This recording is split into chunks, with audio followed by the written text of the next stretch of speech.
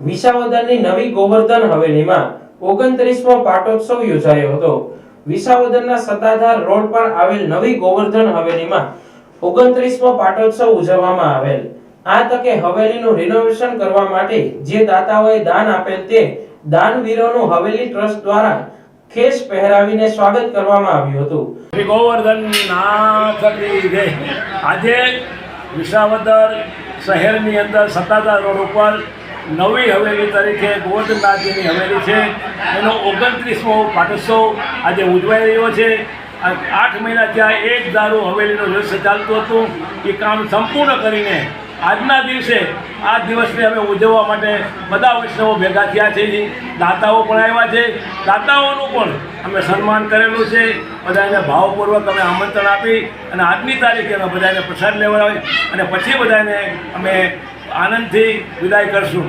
આ માટે દાતાઓનો પૂરેપૂરો અમને સહકાર મળેલો છે। અમે ખૂબ ખૂબ એ બધાનો આભાર માનીએ છીએ। ગોવર્ધન નાથ કી જય। પાટોત્સવને સફળ બનાવવા માટે હવેલી ટ્રસ્ટના પ્રમુખ શાંતિલાલ ગણાત્રા અને ઉપપ્રમુખ હરેશભાઈ કોઠારીની ટીમ દ્વારા ભારે જહેમત ઉઠાવવામાં આવી હતી। આ તકે વિસાવદરના સૌ વૈષ્ણવ ભાઈઓ બહેનો તેમજ આમંત્રિત મહેમાનો પણ પાટોત્સવના ઉત્સવમાં સહભાગી બન્યા હતા અને મહાપ્રસાદ લીધો હતો।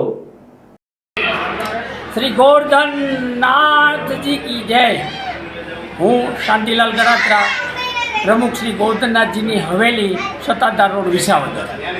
આજે અમો આ હવેલી ખાતે 29મો પાટોત્સવનો કાર્યક્રમ કરી રહ્યા છીએ।